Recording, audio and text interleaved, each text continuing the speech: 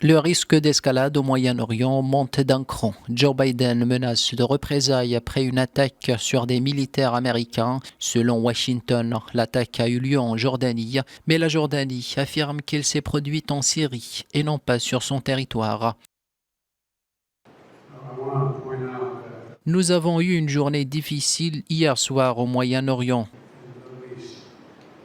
Nous avons perdu 3 âmes courageuses lors d'une attaque contre l'une de nos bases militaires.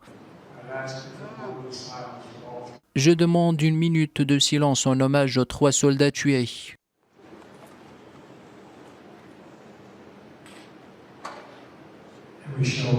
Nous allons faire rendre des comptes à tous les responsables.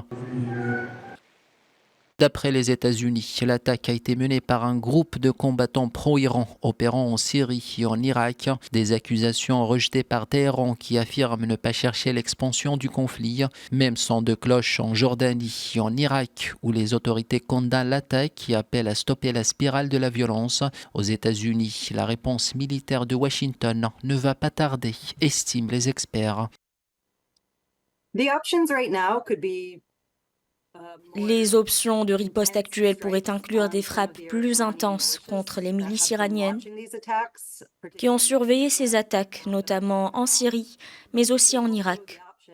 D'autres voix ont appelé à des frappes directes contre l'Iran.